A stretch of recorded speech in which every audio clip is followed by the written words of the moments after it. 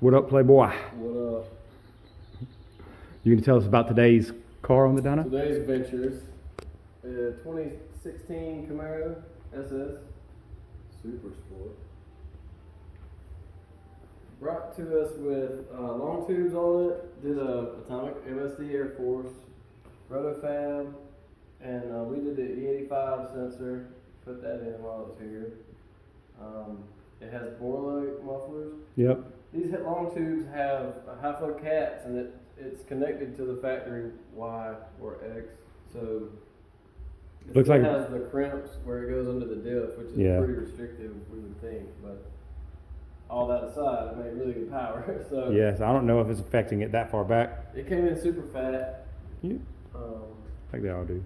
Yeah, and it's got the rotofab. Anytime any cold air intake that replaces the mass airflow housing typically needs a tune. 100%, because that's mass airflow is what tells the engine how much fuel to give it at any given throttle. And it's calibrated to a certain tube size. Yep. So it knows based on how much air is coming by it, how much air is coming by the tube. If you put it in a huge 8-foot pipe, there's a lot more air. But it's a little air going by the sensor. So it's a scaling thing. But And that is very critical, because even factory over 4,000, they don't use your factory, you don't use the map sensor at all. It's only reading the mass airflow at wide open. But anyway, sorry. Here's the numbers. It came in kind of sloppy. It was really fat. The timing was pulling a bunch of timing, likely partially because it was fat. Yeah. These direct injected cars, obviously if you're cramming a bunch of fuel directly into the chamber, you're getting a little closer to detonation. You know, you're compressing the fuel kind of like a diesel, and it can light off a little earlier. So it's a little different animal. They also respond really well to E85 because of that. Very well. Cooling the charge directly in the cylinder is my... Yeah, we always say what, 2 to 3% on LS? Yeah. So this is a lot more percentage usually, and this is pretty much across the board. They just love E85. Yeah, this was like 5%. Yeah, about, so 363, 390, 406, Really 6%.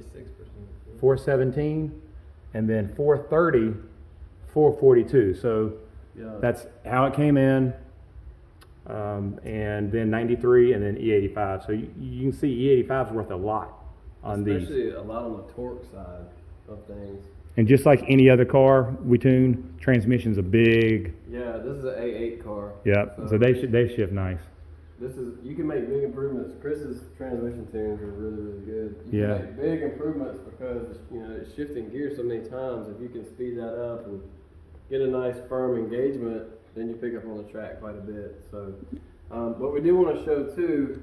Let's pull all these off. So so this next Dusty's going to show you is this car and another car we tuned with the exact same modifications minus the MSD intake. Yeah, so factory intake. So it kind of matches pretty close, up here. E85 long tubes, rotofab, same.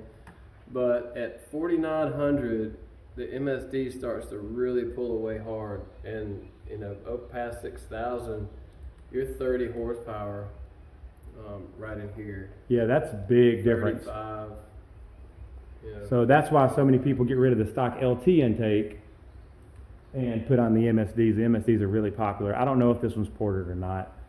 I don't think so. He didn't mention that. It was used. It was kind of, and again, we don't typically install parts we don't sell. And some people want to go the used route to save a little bit. That's fine. We just don't do that for our own reasons. But yeah, he was nice enough to he worked with us still on the tune. Yeah, for sure. Dropped it off and done somewhere and brought it back, and we were able to get it dialed in. It really did well.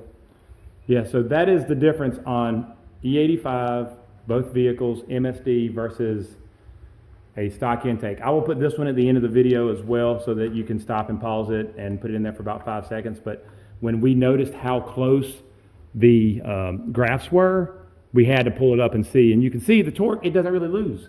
It made pretty much the same torque. It's 3 different, but... in places, it's dead on. Yes, exactly. I think it'd be pretty much a wash on the torque, and just above 5,000, it just sells. Yeah, and that's, you gain up here for sure. That's big seat of the pants. Besides, you're only going to be below 5 one time, and that's when you start. And then the rest of the time when it shifts up here, it's going to probably still go to more power. So you're not really losing anything by swapping to an MSD. It's almost a must. That's almost a must do on these things. For sure. Like the LS7 cars, they like them too. They do. Yep, the LS7s are good. If you're trying to get a good, something to fit under the hood, obviously, everything goes in cycles. Right now, the big thing is the high rams, cutting the hood, making big power at high RPM. Some shops have got combinations that are built towards that, and they run really well. But it's an application thing. I mean, do you want to spend the car 78, 82? Yeah, this would be a good street hustle. I would like to see what this car now would make on cam, putting a cam in it. Yeah, I would too. I mean, it made 430, so I think we'd pick up 50, 60. Do a cam. LME does a really good job. They have a really good port program for these heads. Late model engines, we've used those before. On just basic street setups, we've made over 500 at the wheels with a cam and LME heads and MSD. Like this one, nothing really drivable. Crazy, something people want to drive all Did you put a converter on that one? No. Oh, so a stock converter cam. All right, that's really good. And the 8-speeds seem to be a little more forgiving. Yeah, I think so too. Cams, but of course. Yeah, I believe that. If you're trying to get something, you go to the racetrack with, then high ram, big converter, RPM. For a nice street car, this is really a really good start. Maybe we can talk them into a camming it later on. Yep. We can get it over here, cam it, and see if we can't make near 500 after that. No doubt. But anyways, runs well. Yep, appreciate it. Thanks again, everybody.